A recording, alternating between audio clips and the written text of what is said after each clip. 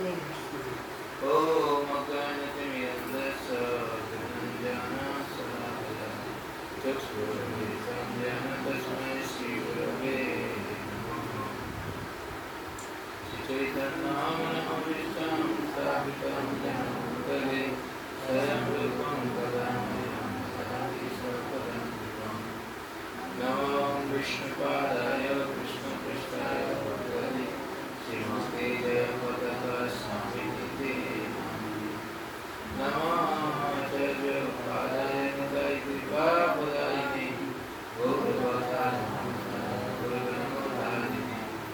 नमो विष्णुपादाय कृष्णपृष्ठाय भूतले श्रीमते भक्तिवेदान्त स्वामिनिते नामिने। नमस्ते सरस्वती गौरवाणी प्रचारिणे निर्विशेषशून्यवादे वर्षस्पतिशताब्दे। हे कृष्ण करुणा सिंधु दीनबन्धु जगत्पते गोपेश गोपिकान्त नमोऽस्तुते। तप्त काञ्चन गौराङ्गी राधे वृन्दावनेश्वरी वृषभानुसुते देवी नमामि हरिप्रिये।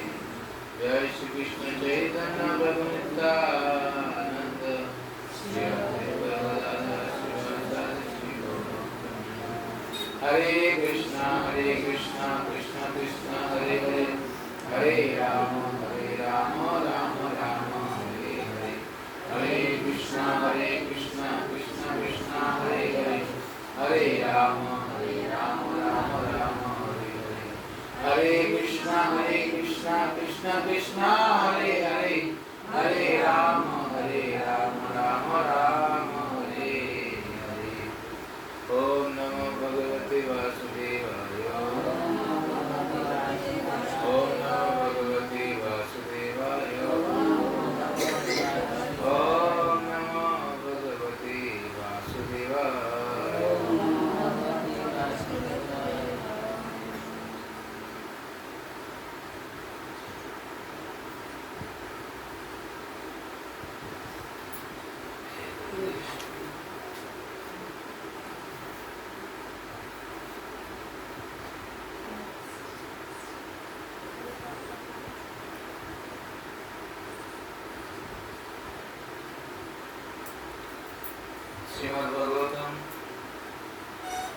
श्रीमद्भागवतम स्कंद प्रथम स्कंद अध्याय 14 श्लोक नंबर 30। प्रद्युम्न सर्व वृष्णिनाम सुखम आस्ते महारथ गंभीरय अनिरुद्ध वर्धते भगवान तो।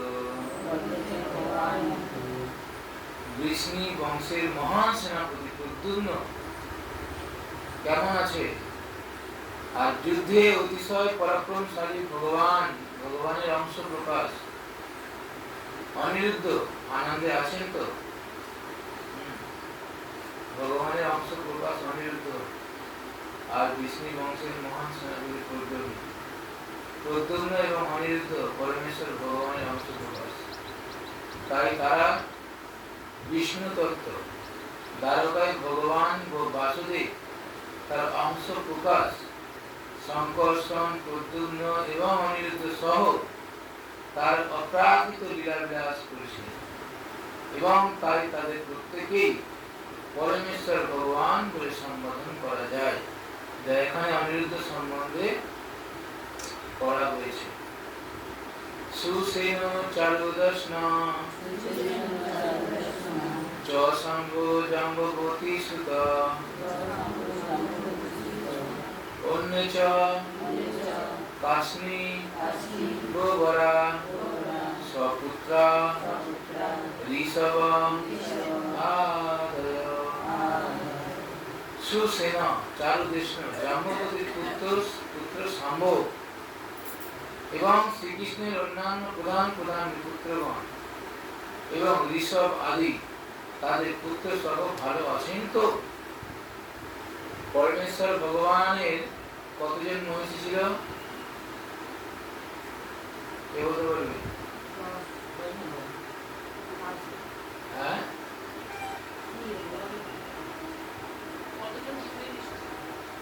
মনীষী না, কতজন মহিষী, মানে কতজন আপনাদের মতো পত্নী ছিল।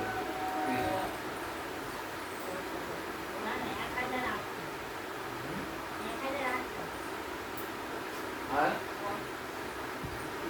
ওই বেশি করে ফেললো, বেশি হয়ে গেল।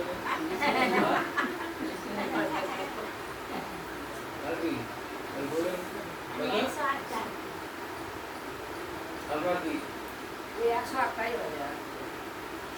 100 বেশি হতে পারে না সম্ভব। কলিযুগে দুটো করতে গেলে মাথার ঘাম পার করে যাচ্ছে।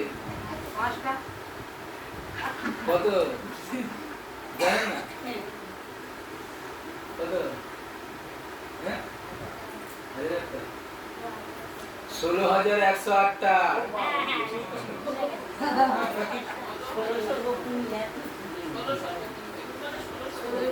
বলছে এখানে 16,108 জন মহিষীর সঙ্গে শ্রীকৃষ্ণের বিবাহ হয়েছিল এবং তাদের প্রত্যেকের 10 জন করে পুত্র ছিল। তাহলে কতজন পুত্র? 16,108 ইন্টু 10, তাহলে 1,68,080 জন। মেয়ের কোনো পাত্তা নেই, সব ছেলে।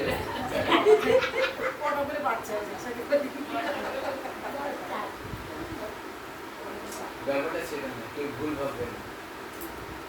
এখানে তখন জরাসন্ধ ছিল, জরাসন্ধ একজন ছিল। সে কি করতো? সমস্ত রাজাদের তাদের কন্যাদেরকে বন্দি করত। একটা শুধু ওই রাজার কাছেই প্রায় 14-15,000 মহিষী ছিল, মানে সব রানী এরা সবাই, মানে রাজাদেরকে পরাজিত করতো। জরাসন্ধকে কেউ মারতে পারতো না, আর ওকে একমাত্র ভীম পরাজিত করেছিল। সেই জরাসন্ধ সমস্ত রাজ্যে সমস্ত সব জরাসন্ধ কি করতো? সমস্ত রাজাদের কন্যাগুলোকে নিয়ে এসে তার কারাগারে বন্দি রেখে দিত। এইভাবে ভগবান কৃষ্ণের ইচ্ছা অনুক্রমে ভীম জরাসন্ধকে বধ করেছে। জরাসন্ধের একটা কাহিনী ছিল, সেই ভালো কাহিনী। যাই হোক, এখন এই জরাসন্ধকে বধ করার পরে তার মহিষীগুলোকে কৃষ্ণ ছাড়িয়ে নেন, তাদেরকে বন্দী মুক্ত করে। কিন্তু সেই সমস্ত মহিষীগুলো কৃষ্ণের কাছে তাদের দুঃখের আবেদন জানাচ্ছে। কি দুঃখটা? যে আজ এতদিন হয়ে গেল আমরা ঘর ছাড়া, জরাসন্ধ আমাদেরকে আটকে রেখেছে, সমাজ আমাদেরকে মেনে নেবে, সমাজ আমাদেরকে খারাপ চোখে দেখবে। আপনি তো জনার্দন, আপনি তো ভগবান, আপনি তো করুণাময়, আমি কৃপা করেন আমাদের। তখন ভগবানের চরণে তাদেরকে স্থান দিয়েছে। ভগবানের ইচ্ছা নেই, ভগবান তো একজনকেই শুধু ভালোবাসছিল, বৃন্দাবনের গোপী। তাদের কৃষ্ণের প্রেম, ভালোবাসার শ্রদ্ধা একটা সভ্যতাকে পরিবর্তন করে। তা আমাদের প্রেম ভালোবাসার কামার্থ আত্মেন্দ্রিয় প্রীতিবাঞ্ছা তারে বলে কাম, কৃষ্ণেন্দ্রিয় প্রীতিবাঞ্ছা ঘরে প্রেম না। ভগবানকে যারা ভালোবাসতেন তাদের সেই ভালোবাসার মধ্যে সাধারণ মানুষরা দেখলে বা আমাদের মতো অধমরা দেখলে আমরা শিক্ষা লাভ করি, কিন্তু আমাদের ভালোবাসা দেখলে লোকেরা নাক ছিটতে। তো জড়জগতের ভালোবাসা, সেটা স্বামী স্ত্রী হোক, প্রেমিক প্রেমিকা হোক, যাই হোক না কেন, এই ভালোবাসার মধ্যে কি থাকে? স্বার্থপরতা থাকে। তুমি আমাকে দিলেই তবে তোমাকে ভালোবাসো, নাহলে তোমাকে ভালোবাসো। তো দেওয়া আর নেওয়া এই সম্পর্ক থাকে। কিন্তু ভগবানের প্রতি ব্রজবাসীদের যে প্রেম, ব্রজবাসীদের যে ভালোবাসা, সেটা আমাদের মতো এই ক্ষুদ্র মন নিয়ে ভাবার মানে কি বলবো, সেই শক্তি নেই তাদের যে প্রেম। সেই মহিষীরাই স্বয়ং পরমেশ্বর ভগবানের দাসী স্বীকার হয়েছে। বুঝতে পারলেন? ভগবান কাউকে বিবাহ করে, তাই আপনাকে ভুল বুঝবেন না ভগবান। তারা সকলেই প্রাপ্তবয়স্ক হয়েছিলেন এবং তাদেরও বহু সন্তান সন্ততি ছিল। এইভাবে ভগবান শ্রীকৃষ্ণের পরিবারের সদস্য সংখ্যা ছিল প্রায় 16,10,800। ভগবান হচ্ছে সমস্ত জীবের পিতা। সেই জীবসত্তা সংখ্যা অগণিত, তাই তাদের মধ্যে কেবল অল্প কয়েকজনই এই পৃথিবীতে ভগবানের অপ্রাকৃত দ্বারকা লীলায় অংশগ্রহণ করতে পেরেছিলেন। তারাই কি পদ্মগ্রহণ? প্রদ্যুম্ন যেমন রোহিণী পুত্র, অনিরুদ্ধ রোহিণী পুত্র, জাম্ববতীর পুত্র, শাম্ব জাম্ববতীর পুত্র, এইভাবে তথা এব অনুচরা সৌরী সুত দেব উদ্ভবাদায় সুনন্দ নন্দ শীর্ষনা যে চ অন্যে সত্যত ঋষভা গোপীস্তুতি আসতে সর্বে রাম কৃষ্ণ ভুজশ্রয়া গোপী স্মরন্তি কুশলম अस्मकं बद्धसूरिदा। श्रुतदेव उद्धव प्रभृति भगवान श्रीकृष्णের অনুচরগণ এবং বলরাম ও শ্রীকৃষ্ণের বাহুবলে সুরক্ষিত সুনন্দ নন্দ প্রভৃতি আমাদের অন্যান্য পরম শরীর সাক্ষাৎ শ্রেষ্ঠগণ কুশলে আছেন তো? তারা আমাদের কুশল চিন্তা করছেন তো? এইসব কথা কে কাকে বলছে? হ্যাঁ, যুধিষ্ঠির কাকে বলছে? ঠিক, ধন্যবাদ মনে রাখার জন্য। ভগবান অপি গোবিন্দ ব্রহ্মণ্য ভক্তবৎসল কচ্চিৎ পুরী সুধর্মায়াম সুখম আস্তে সুহৃদ। সেই ব্রাহ্মণদের হিতকারী ভক্ত বৎসল প্রাণ গোবিন্দ পরম পুরুষোত্তম ভগবান শ্রীকৃষ্ণ দ্বারকাপুরীতে সুধর্ম নামক সভায় সুহৃদ বর্গ পরিবেশিত হয়ে সুখে আসেন তো? এসব কথা জিজ্ঞাসা করছে।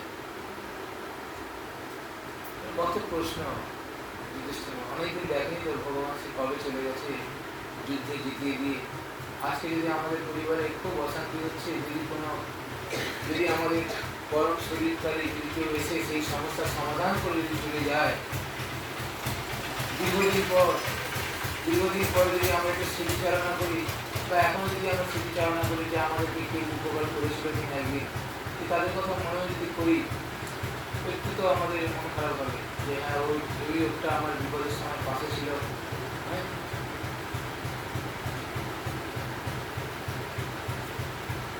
যাই হোক, মঙ্গল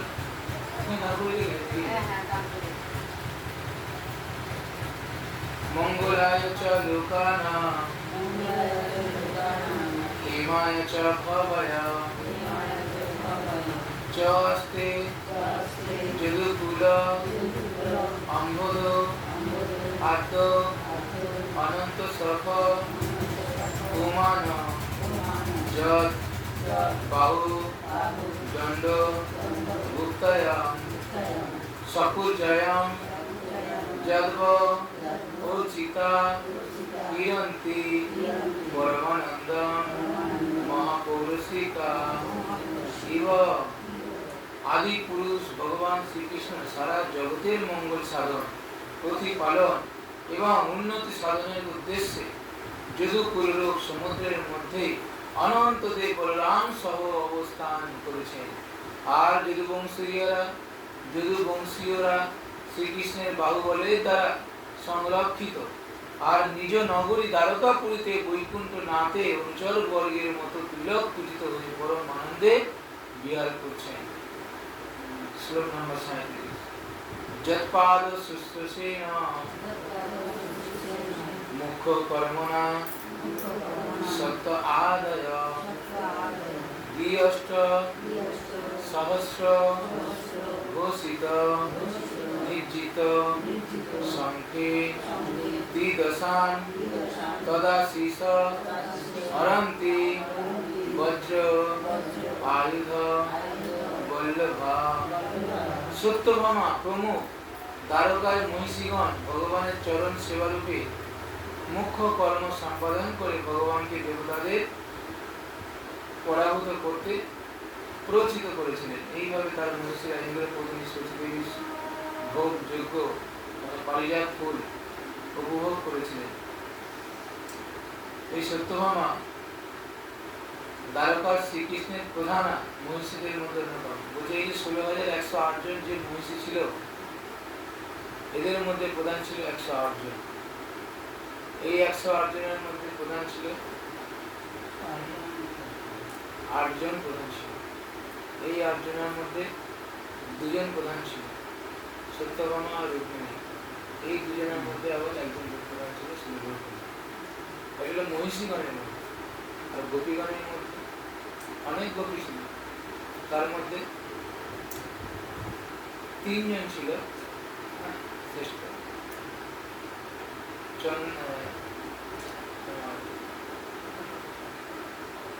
ললিতা, চম্পকলতা আর শ্রী রাধিকা। এই 2 জনের মধ্যে আবার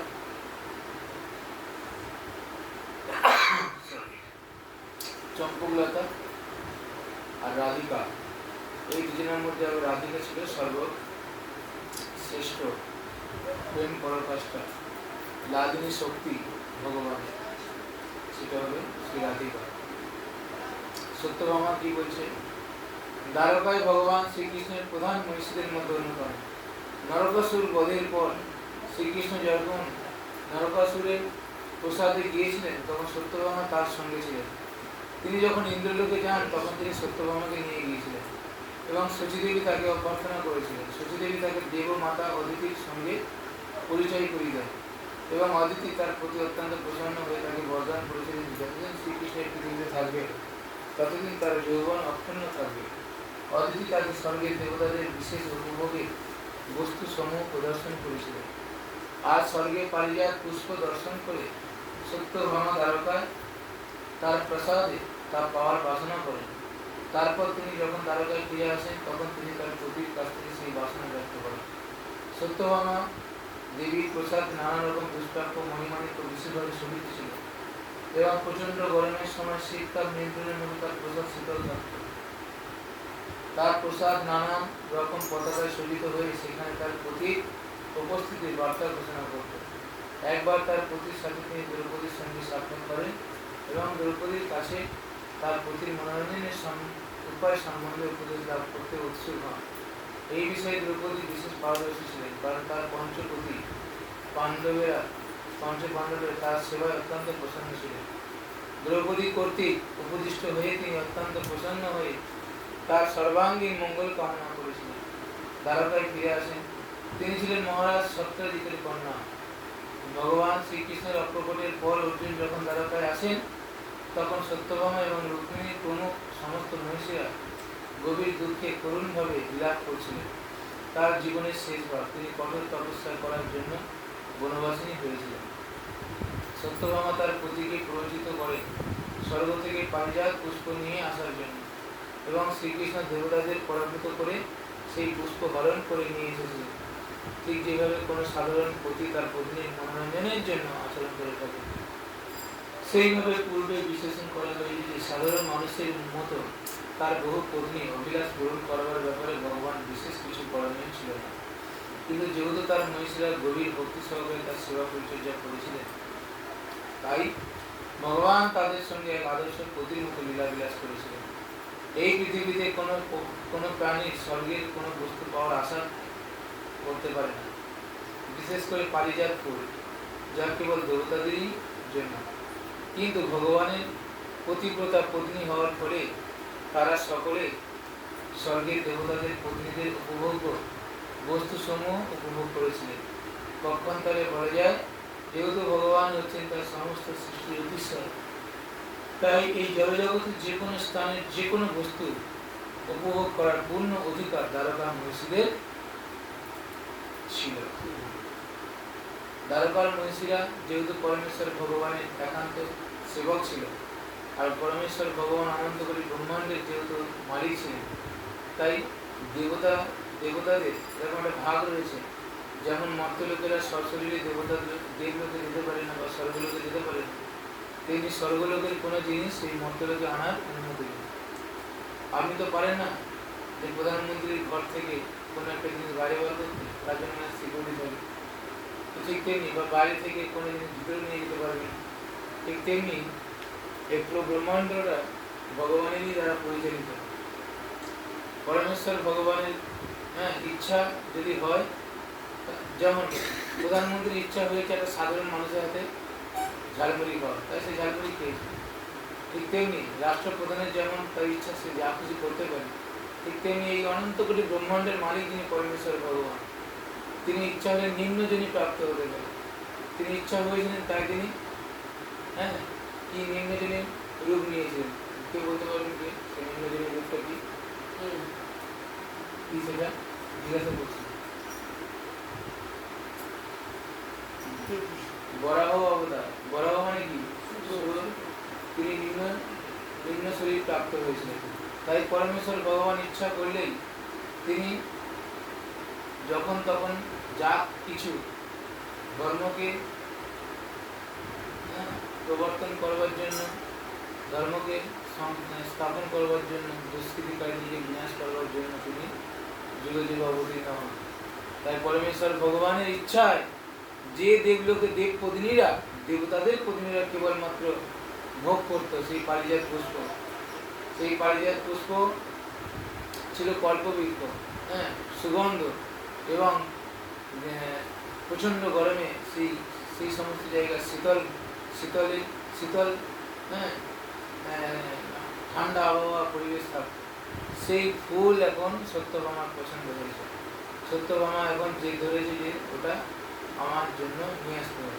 তখন পরমেশ্বর ভগবান তিনি ভক্তের মনোবাঞ্ছা পূর্ণের জন্য তিনি কি করলেন, তিনি দেবলোকে গিয়ে দেবতাদের পরাজিত করে সেখান থেকে পারিজাত পুষ্প বৃক্ষ নিয়ে তিনি তার অঙ্গনে রোপণ করেছিলেন। তো এটাই হলেন সেই সত্যভামা, যিনি নরকাসুরকে বধ করবার জন্য ভগবানের সঙ্গ দিয়েছিলেন। ঠিক আছে,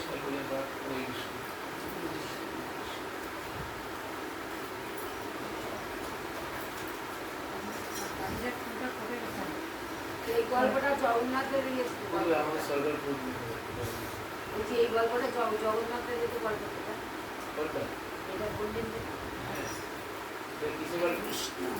ওই জগন্নাথের গল্পটা বললেন না? জগন্নাথ মানে জগন্নাথ পুরুষোত্তম মা, সেটা তো এটা সত্যভামার গল্প। এটা সেই দেবতাদের স্বর্গে একটা ফুল গাছ থাকে যার নাম পারিজাত। ওই ফুল গাছকে এনে ভগবান জগন্নাথ হয়েছিল না, তাই এই গল্পটা পুরো শুনতে পাই। আচ্ছা আচ্ছা, জগন্নাথ হয় না সিরিয়ালে, ওই জগন্নাথে এইগুলো বোঝায়। মহাভারত হচ্ছে পড়াশোনা করে সেও এরকম দেয়, একটু খাজা গল্প করে শিখে গেছে।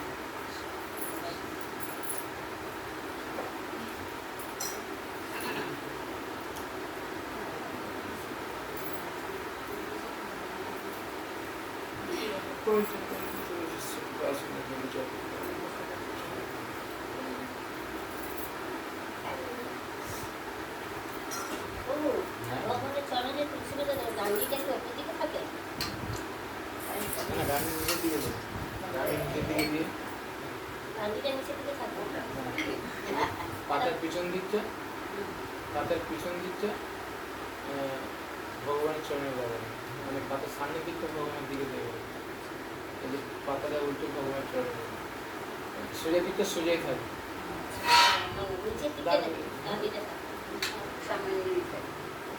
অনেকে বলে